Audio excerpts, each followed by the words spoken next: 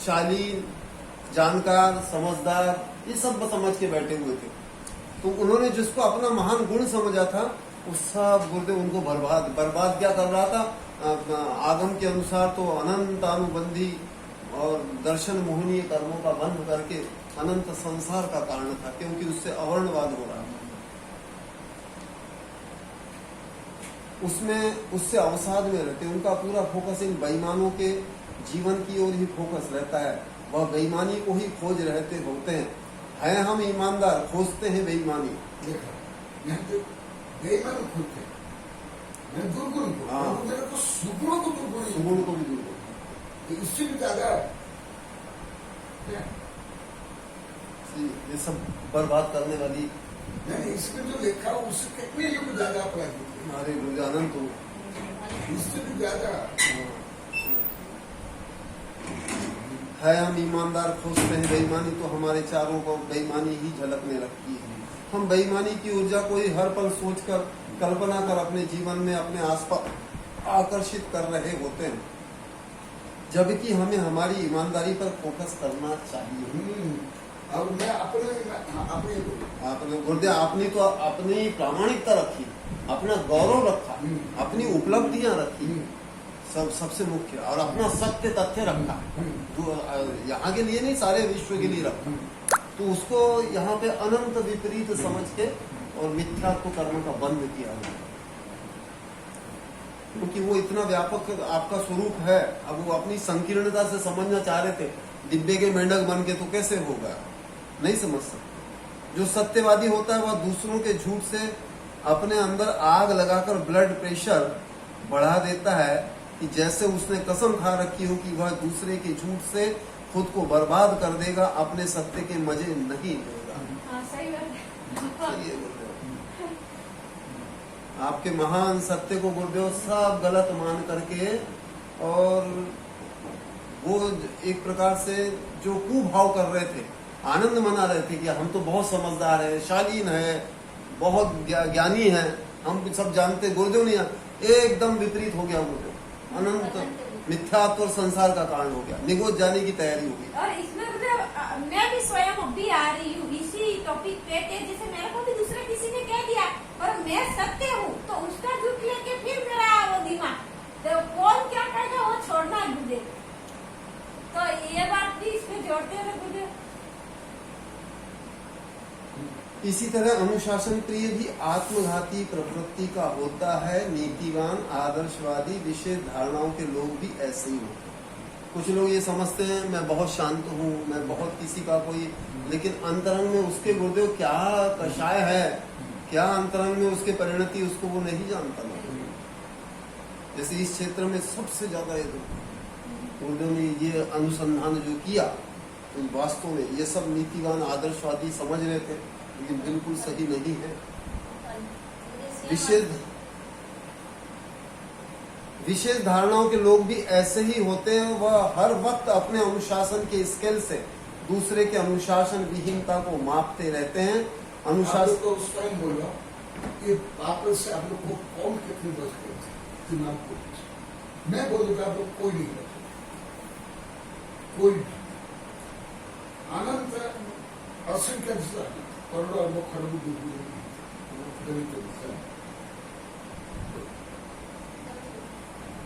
अंतरंग भाव कषाय से युक्त ही थे। अब तो ये जब आपके सानिध्य में रह रहे तब समझ में आ रहा है कि जैसे ऊपर से अपन शालीन दिखे, पर अंतरंग भाव की जब तक कषाय नहीं हो, कम नहीं होगी, तब तक आपको समझ महान गुणों को नहीं समझ पाएगा, क्योंकि अंतरंग भाव कषाय से युक्त ही था। भले ऊपर में नहीं दिख रहा, पर अंतरंग भाव कषाय से युक्त ही था मुझे। अब जो शांति मिल रहा है, अब ये ग्रंथ इसमें भी और वो ज्यादा भाव, मतलब अंतरंग भाव कषाय को भी जाना भी नहीं, ऊपर से जो बोलते हैं उसी पर ये ग्रंथ को, ये पुस्तक पढ़े तब से ज्यादा समझ कि जिसके भावों में अंतरंग पुस्तक होता है वही प्रकट होता है, और उसी के अनुरूप क्रिया भाव शुभ अशुभ इसी के अनुरूप होते रहते हैं। गुरुदेव, आपने जो अभी तत्वार सूत्र में भी आएगा, आने वाला है, पर उसमें अभी प्रवचन माला में आने वाला है, ज्ञात और अज्ञात भाव, ये गुरुदेव ऐसा ही है। अज्ञात भाव में भी बहुत ऐसा होता है, ज्ञात ही नहीं होता अपने में क्या कमी है। हाँ। वो तो जब आगम से और आपके जैसे गुरु से ज्ञात होता तब ज्ञात होता है। तब क्या होता?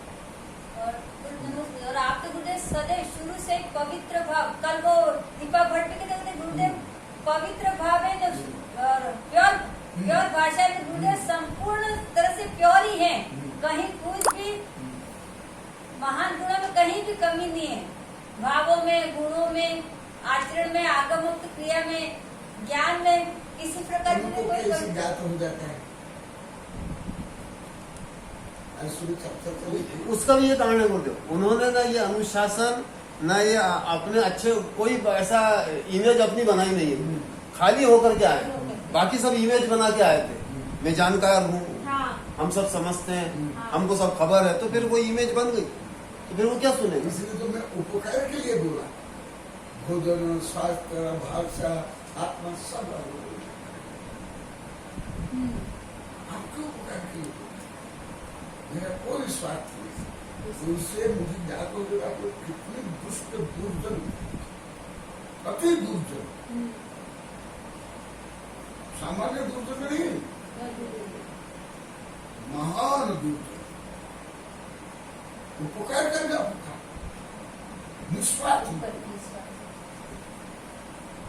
आएगा कभी कभी तो एक दो तीन चार अभी आपने गुरुदेव जो पुराणों में आया था गुरुदेव, ये नारद का स्वरूप बताया था, ऊपर से बिल्कुल मधुर भाषी, शालीन और ऐसा सबका हितैषी बन के पहुंच जाना, लेकिन अंतरंग में कितनी कषाय, कितनी पर प्रवंचना कर सब अभी देखो तो मैंने ऐसे बोल के ना, ऐसे पहले भोजन के लिए बोलते थे, ये हाथ धोने के लिए बोलते थे, भाषा सब वही उल्टे ही शुरू।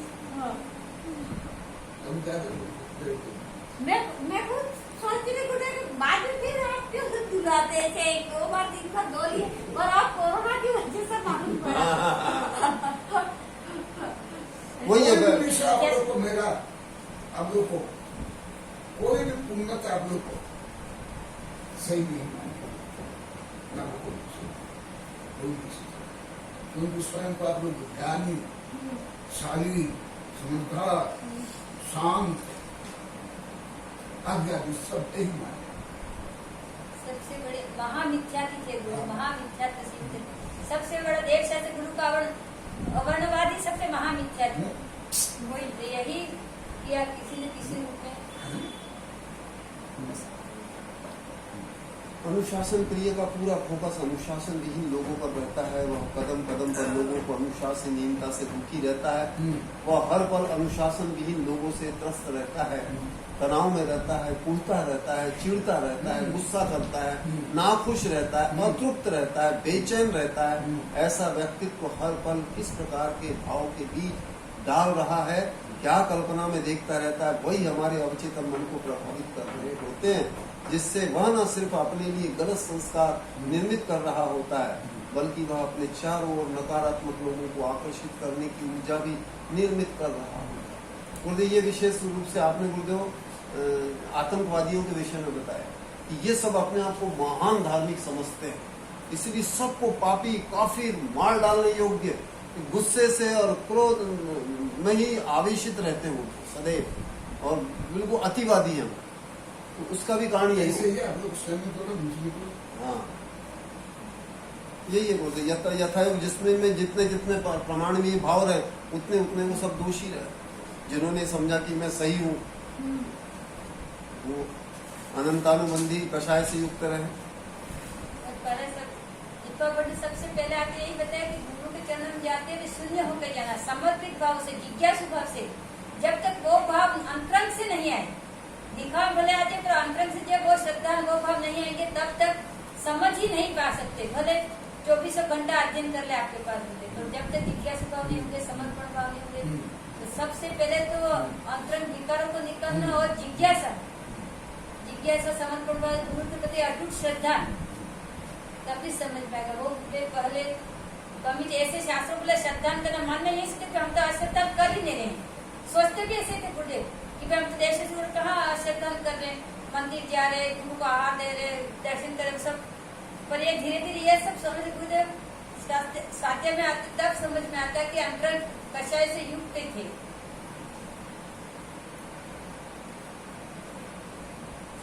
ये तो सामान्य लोग के लिए सामान्य है। परंतु मैं आध्यात्मिक बोल तो भी आप लोग में कैसे ये तो सामान्य जनरल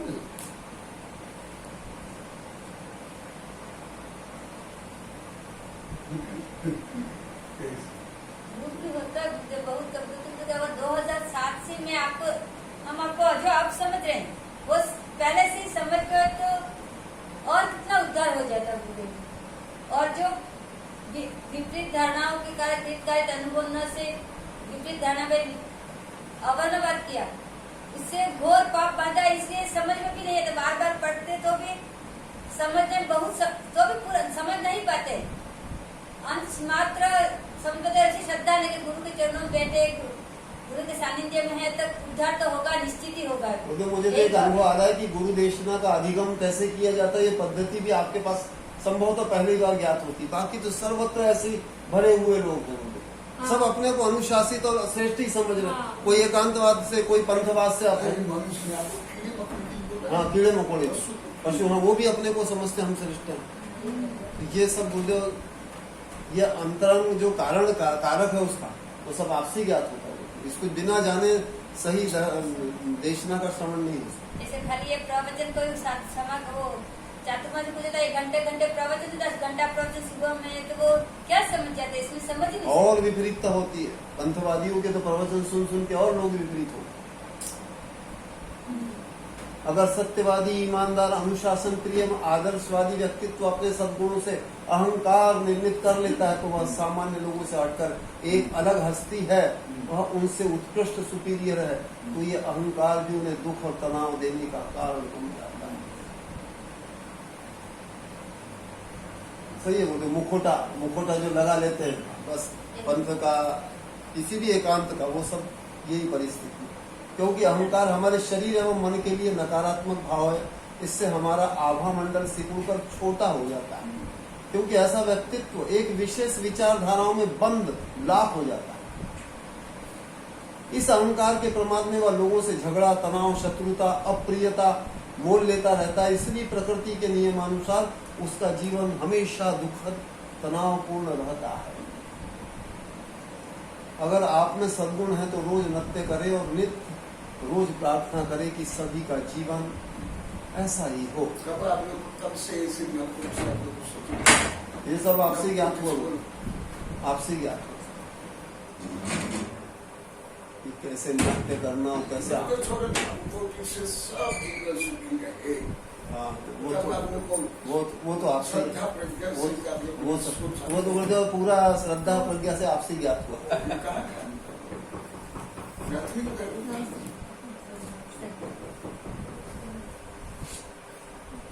गलत लोगों को करुणा मैत्री के भाव से देखें कि ये लोग आंखों पर पट्टी बांधकर जी रहे हैं उनका मार्गदर्शन कर दो जगा यही कर प्लीज तेसु जीवेशु कृपा परत्व इसको भी आप लोग गलत मानते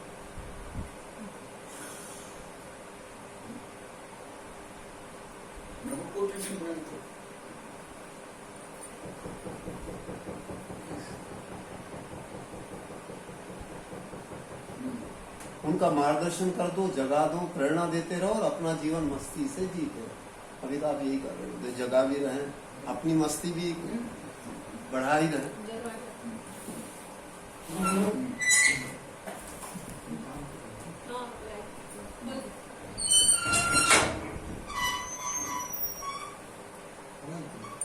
वो लगा दे जागी टॉपिक 20वां अंतर प्रेरणा इंट्यूशन का खजाना अवचेतन मन। तो आप लोग कुछ नहीं समझ सकते। मैं परसों सुबह बोला था कुछ नहीं समझता।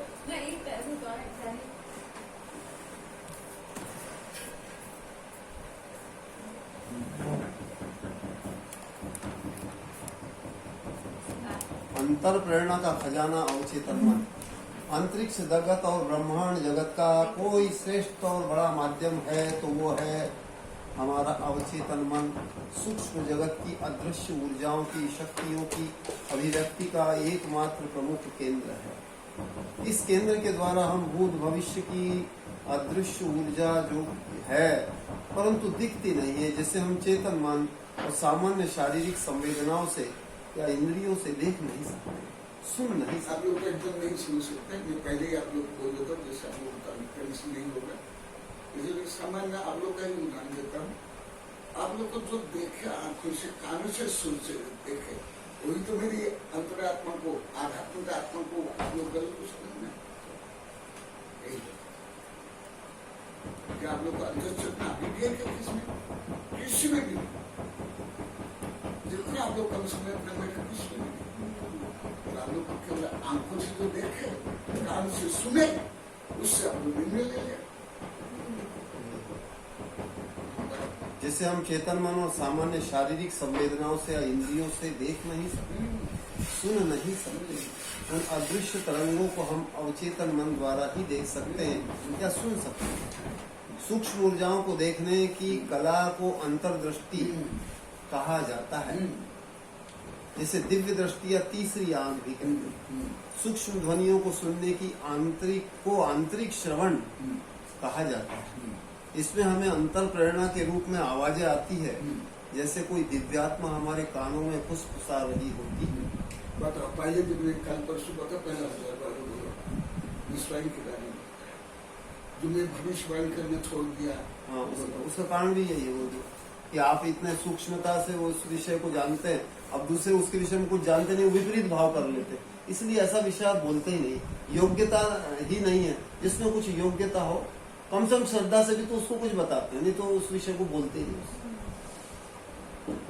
संसार में जितने भी आज तक आविष्कार हुए, गीत लिखे गए हैं, साहित्य और संगीत रचे गए हैं, चित्रकारी की गई है, बड़े से बड़ी उपलब्धियां प्राप्त हुई है, उन सभी में चेतन मन का योगदान बहुत सीमित है। हाँ,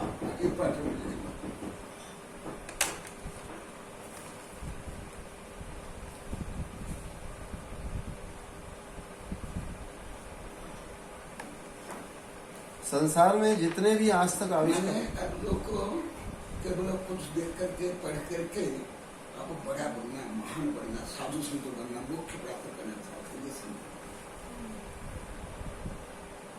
जब तक अंतर प्रज्ञा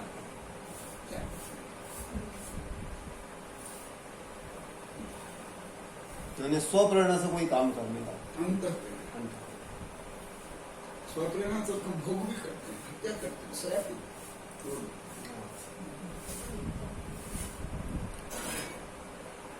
अवचेतन मन का प्रमुख योगदान है। चेतन मन एक आधार जमीन तैयार करता है, परंतु उसमें जीवन प्राण तो अवचेतन मन द्वारा प्राप्त अंतर प्रेरणा ही भरती है।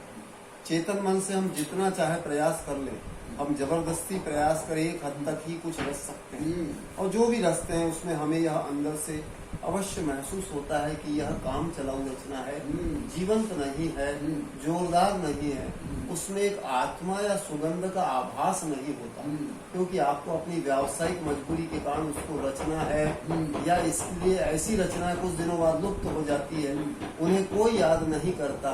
लेकिन जब आपका चेतन मन किसी रचना पर प्रयास करते करते थक जाता है और आप भी प्रयास छोड़ देते हैं, तब फिर अंतः प्रेरणा के जगत से दिव्य प्राण युक्त रचनाएं आसमान से आपके भीतर होता है। आपकी सारी सृजन गुरुदेव इसी पर आधारित है। कोई समझे ना समझे, आपने तो ये सोचा कि कोई नहीं भी समझेगा, मैं तो अपने पहले तो स्वाहित के लिए लिख रहा हूँ, इसके बाद कोई करता है तो बहुत अच्छा है, इस दृष्टि से आपने सृजन किया।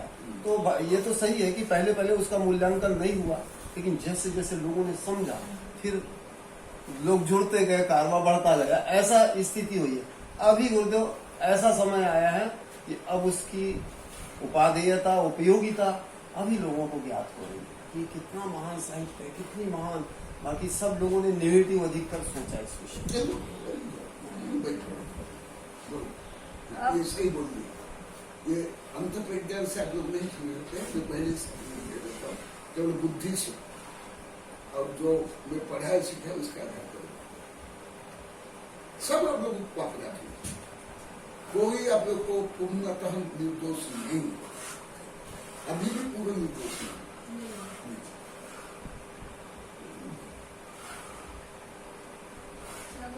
बुढ़े पहले तो ग्रंथों का अध्ययन तो किया ही नहीं। अब जैसे जैसे आपके ग्रंथों का अध्ययन करते हैं तो समझ में आता है कि आपने क्या वर्णन रहस्य, हर विषय को रहस्य बताया। एक ही ग्रंथ में सब विषय आ जाते हैं।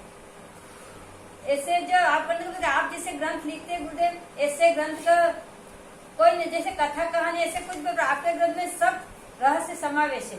एक ही ग्रंथ में तो पढ़ने के लिए भी आनंद भी आता है और एक बार पढ़ते हैं एक पेज से बार बार पढ़ने के भाव भी होते हैं इसमें। और पहले कभी ग्रंथ तो पढ़े नहीं गुरुदेव, ऐसे जमा के भी आप वो 2-3 साल से गुरुदेव की भी ऐसे अलमारी में बंद रखे थे, पर अब समझ में आया कि जिनवाणी का आदर करना है, उसको जमा के रखना है। तब अब जैसे जैसे आदर कर रहे समझ रहे, वो भी गुरुदेव आपके माध्यम से। पहले तो इसको पुस्तक ऐसे ग्रंथ है ऐसे कहते, पर जैसे हमने ग्रंथ को ग्रंथ शास्त्र समझा ही नहीं था गुरुदेव। वो अब अधिक तो ये 2016 और 18 से अब समझ में आप बताए कि एक पेज होता है वो भी शास्त्र होता है। एक पेज में भी पूरा तत्वार्थ सूत्र का वर्णन हो जाते हैं। तब समझ में आया गुरुदेव की छोटी पुस्तक भी एक बड़े ग्रंथ से भी महत्वपूर्ण है। समझ में पाए आप, जैसे जैसे ज्ञान का महत्व समझे, ज्ञान दान दे रहे हैं, भाव बढ़े, भावों में विशुद्धि आई है, आपके प्रति श्रद्धा दिन प्रतिदिन बढ़ा गुरुदेव, तब जाके अब समझ पा रहा है आपको भाव को। और अब इस बार और ज्यादा कि जैसे वैज्ञानिक वगैरह सब ये जून जनक माध्यम प्रोग्राम हो रहा है, आप उसको मीटिंग हुई, जूम मीटिंग, सबके फोन आते, तब ग्रंथों की महत्ता और समझ में आती है कि गुरुदेव के ग्रंथ पूरे विश्व में विख्यात है। पहले ऐसे समझे आप कि गुरुदेव के ग्रंथों का प्रचार प्रसार हो रहा, वो जान सब रहे थे, पर जब जान रहे आप समझ रहे हैं कि गुरुदेव के ग्रंथों का प्रचार प्रसार हो रहा है, उसकी कितनी महत्ता है। एक एक ग्रंथ की पीएचडी करते हैं, उनके ग्रंथ पर पीएचडी भी होती है, स्कॉलरशिप मिलती है और उन सब विश्वविद्यालय में उनके ग्रंथ पर पीएचडी की जाती है। और विश्व में भी अभी वो BL सेठी ने बताया कि अनंत शक्ति संपन्न परमाणु से परमात्मा, वो ग्रंथ विश्व के वैज्ञानिकों ने पढ़ा, सब लोगों ने उसको खूब सराहा और खूब प्रशंसा की कि बहुत अच्छा ग्रंथ है। ऐसे ऐसे कई ग्रंथ है, जो ये तो एक ग्रंथ की बात है, बाकी हर ग्रंथ महत्वपूर्ण गुरुदेव। आपकी छोटी पुस्तक हो या छोटा ग्रंथ हो या बड़ा ग्रंथ, सब एक से बढ़कर एक है और पूरा धर्म का, विज्ञान का, धर्म दर्शन विज्ञान का पूरा रहस्य इसमें जुड़ा हुआ है। और गुरुदेव एक यही स्वाध्याय कक्षा ऐसी है आपके सानिध्य में गुरुदेव सब विषयों का ज्ञान होता है, 0 से लेकर 100 तक। जैसे बोलते हैं कि अध्यात्म का, स्वास्थ्य का, शारीरिक स्वास्थ्य का, धर्म का, विज्ञान का, सब बहुत यही होता है। बाकी ऐसे कई प्रवचन होता है तो सिर्फ कथा कहानी समझे, पर आपके आचरण से लेकर दिनचर्या कैसी होनी चाहिए, भाव कैसे होने चाहिए, स्वास्थ्य संबंधी कैसे ध्यान रखना, आहार कैसा होना चाहिए, धर्म ज्ञान, धर्म विज्ञान किस जोड़ना है, धर्म के अनुसार यथार्थ धर्म क्या, वो सब स्वरूप आपके सानिध्य में समझ में आ रहा है। और यही ये अध्ययन होता है। आप संपूर्ण प्रायोगिक रूप हो प्रत्यक्ष, तो जब आपको प्रत्यक्ष देख रहे हैं कि आप में सभी गुण आप में है, आप स्वयं वो क्रियाएं कर रहे हो, और आपको देख कर अब मैं भी यही जानती हूँ गुरुदेव की अधिक से अधिक आपके भावों को समझे, और आप जो सरलता समता जो हो वो आंशिक गुण मुझ में भी प्राप्त हो। नमस्ते गुरुदेव। देखो तुम लोग को कैसे थे, ये तत्पर सूत्र यहाँ तो बहुत बड़े बड़े अक्षर है, इसलिए जो भी कितने पेज में 190 से लेकर के 205 तक कितने पेज में, 15 और इसको एकदम छोटे छोटे अक्षर में लिखने से कितने पेज में आएंगे, ये तो बहुत बड़े बड़े अक्षर हैं, कितने पेज में आएंगे, उससे भी कम 5 पेज में भी आ सकते हैं। बहुत छोटे लिखने में 5 पेज बन गए। तो फिर तत्पर सूत्र 5 पेज के पूरे ग्रंथ तो है।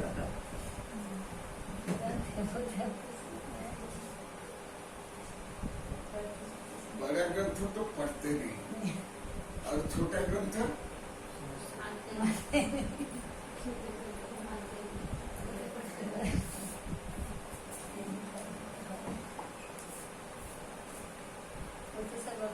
पहले तो वो शास्त्र आते हैं मुझे, वो जैसे किसी का वो साधु का वो प्रोग्राम होता कोई, तो वो साधु कैसे हुआ तो ग्रंथ वो भेंट कर दिया, और वही ग्रंथ जिनवाणी जो शास्त्र उसी को जिनवाणी मानते। कोई पूजा भी करते थे शास्त्र को आगे रखते थे, ये ग्रंथ की पूजा करने से। नमस्ते गुरुदेव। आपके शास्त्रों में गुरुदेव पूरा नया ज्ञान है। जैसे एक पेज खोला, दूसरा खोला, तीसरा खोला, यानी कि ज्ञान का आवरण है, तब वो शास्त्र पढ़ेंगे तभी खुलेगा गुरुदेव। इसलिए ये पढ़ना जरूरी है गुरुदेव। ये महीना और वर्णन कवन हम दोनों गुरुदेव के ज्ञान पर जगा हुआ है गुरुदेव। अभी आपकी शास्त्रों के माध्यम से ही खुल रहा है गुरुदेव। ये जितनी भी पुस्तकें हैं सब संभाल के रख रहे हैं कि ये खोलना जरूरी है। ज्ञान नहीं था इसीलिए विपरीत थे, ज्ञान आया इसलिए ज्ञान नहीं, अहंकार। अहंकार वो तो अभी भी है गुरुदेव, अहंकार मुझे भी ज्ञान नहीं, मैं कभी बोलता नहीं लगता पूरा नवकोटि से। अहंकार तो है गुरुदेव। ब्रह्मांड से दिव्य रचनाओं के आकर्षित करने के दो ही रास्ते हैं और दोनों रास्ते में चेतन मन का लुप्त होना होता है। प्रथम जब आप किसी भी रचना में पागलों की तरह दीवानगी की हद तक पूरी तरह डूब जाते हैं, न खाने की चिंता न समय की, तब आपका चेतन मन लुप्त हो जाता है और आप अवचेतन मन के आंतरिक जगत से प्रेरणा एवं मार्गदर्शन पा रहे होते हैं। या फिर दूसरे नंबर पर जब आप चेतन मन के प्रयास से थक कर परमात्मा पर सब कुछ छोड़ देते हैं, तब प्रयास छोड़ते ही ज्ञान, रचना या मार्गदर्शन ऊपर से आपके भीतर उतरने लगते हैं। वैज्ञानिक, संगीतकार, साहित्यकार, चित्रकार या अन्य तकनीकी कलाकार इस शक्ति को प्रत्यक्ष अधिकतर समय अनुभव करते ही हैं। अब इसमें जितना उपलब्धि लिखी हुई आप तो सबसे आगे है, संगीतकार, साहित्यकार, वैज्ञानिक, सब में हर विषय में अग्रणी है। आप लोग केवल खोटा भाव व्यवहार कसा भोग को छोड़ के किसमें इसमें लीन आप लोग की है?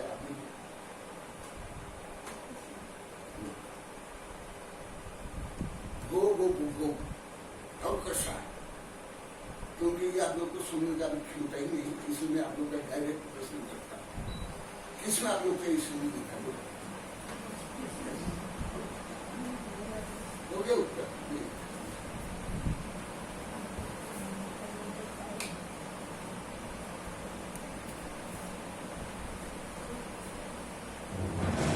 तकनीकी कलाकार इस शक्ति को प्रत्यक्ष अधिकतर समय अनुभव करते ही हैं। और आप लोग का 1000 बार बोल दिया, हमारे निंदा में कितनी दशा की है, आप लोग कितने बार बोल दिए? खाना पीना छोड़ देते हैं, वही तो है। खाना पीना सोना अपना बैठ ये इसमें गलत काम में आप लोग हाँ, यही। तो मैं श्रेष्ठ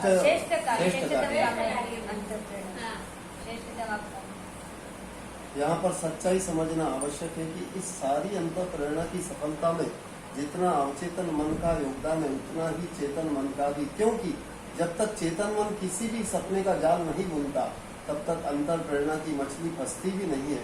इसलिए चेतन मन जमीन तैयार करता है, आधार तैयार करता है, एक प्लेटफॉर्म तैयार करता है जिस पर आकर अंतर प्रेरणा नाचती है। अंतर प्रेरणा अपने आप कभी नहीं उतरती। चेतन मन में कामना, इच्छा का सहज होना ही चाहिए, कामना कर सहज होना ही चाहिए। ऐसा नहीं होता तो आज से 200-300 साल पहले अनेकों आधुनिक विज्ञान, संगीत, साहित्य एवं विकास लोगों के मन में उतर चुके होते। चूंकि उस समय मानव मस्तिष्क के चेतन मन में ऐसी इच्छाएं प्रबल नहीं थी, ना ही सपने। जैसे जैसे वह समय के साथ साथ इच्छा एवं सपने प्रबल करता चला गया, अंतर प्रेरणाओं द्वारा ज्ञान एवं मार्गदर्शन उतना ही उतरता चला गया। चेतन मन के सक्रिय हुए बिना अंतर प्रेरणा अपने आप स्वतः सक्रिय नहीं होती। अंतर प्रेरणा का रचनात्मक जगत अनंत है। हमारे जीवन में लगातार चले आ रहे फैशन, नए नए आविष्कार, संगीत, साहित्य, सिनेमा, तकनीकी रचनाएं इस सत्य को प्रमाणित करती है। अंतर प्रेरणा हर मानव में स्वाभाविक क्षमता है। आपको यह हल्का समझान देता हूँ। ये तो कैसे होगा, अभी आप लोग क्षमता किसी भी नहीं, परंतु क्षमता उत्पन्न कर सकते। जैसे चेतना मन में सतत उसका चिंतन, मनन, कथन, लेखना, बोलना करना, तब जाके लिखा, इसको आप लोग को पढ़ा दिया था। जैसे तुम तुम्हें नहीं, ये सब की तुम लोग की दुर्भावना, खोटी भावना, अहंकार भावना था। बार बार क्यों बोलते, कल भी यही आया था। ये तुम्हारी खोटी भावना है। मैं नवकोटि से खोटी भावना मानता हूं। कोई अच्छी भावना नहीं है, कोई है। चेतना में बुद्धि से बार बार उसको करने पर फिर धीरे धीरे अंतर्चेतन करना। तुम लोग तो बुद्धि भी अभी अति स्थूल है, अभी भी सामान्य हिंदी वाक्य भी नहीं समझ पाते, मैं याद क्लेश दुर्बुद्धि क्यों है आप लोग? ये कल परसों आ गया, तुम नहीं आए थे, मैं बोल गया था, कल ही आए थे, अंडरलाइन नहीं करवाया, इसके पहले देखा। तुम्हें बोलना डायरेक्ट, ऐसे सभी यहाँ 500 गांव में सब में है हम लोग।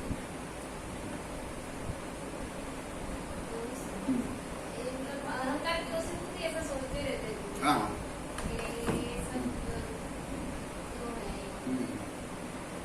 पारंपरिक प्रश्न जो होते हैं सभी मन में प्यारा रहता है। तो तुम कौन सा खोटा काम बार बार नहीं करते? तुम व्यक्ति हो, दूसरे के नहीं। सभी कार्य करते हुए मैं तो खोटे कार्य करते हुए तो ऐसा लगता है कि आपके समझ पाते तो मैं ऐसा हो गया उत्तर मिली, क्योंकि ये मन को नियंत्रण तो कर ही नहीं पाते। तो फिर को मन को जब नियंत्रण नहीं कर पाती हो तो बार बार खोटा तुम अनंत बार चिंतन कर लेती हो। एक ही चिंतन चलता रहता है, तो एक विषय तो तो पकड़ क्यों लिया करती तो हो? चलता रहता है। क्यों करती हो? कहीं उस पर नियंत्रण ही नहीं है। तो फिर ये अच्छा काम के लिए क्यों नहीं? यही इसलिए बार बार यही आप लोग का विषय ये नहीं। इसका विपरीत करना चाहिए हमको, अच्छे कार्य को बार बार टेंशन में लाना चाहिए। ये सबसे पहले आध्यात्म नहीं बोले जी, इस क्षेत्र में, जी। आप लोग तो अभी बोले। तो ये मुझे- 2005 में 2012 में 12वीं गर्मी में बोले थे। मुझे तो आपके तो ये क्या है? आगे हमारा परिवर्तन हुआ है। ये थोड़ी- जब अभी भी आध्यात्म ने दिसला आप लोग को, जो विषय सैकड़ों ने 1000 बार बोल दिया, वो भी बुद्धि में भी नहीं, नहीं याद देते। जिला में भी नहीं, भाव में क्या होगा मुझे मालूम। ये सब रहस्य सुने। ये केवल आप लोग के कैमरा में ही है, फोटो खींच रहा है, एक्सरे से आगे है इसमें, पर तो इससे भी आगे नहीं जाता। कल देखा ना, इतने वर्ष पहले में लिख लिया, 31-32 वर्ष पहले, इससे भी अधिक लिखा।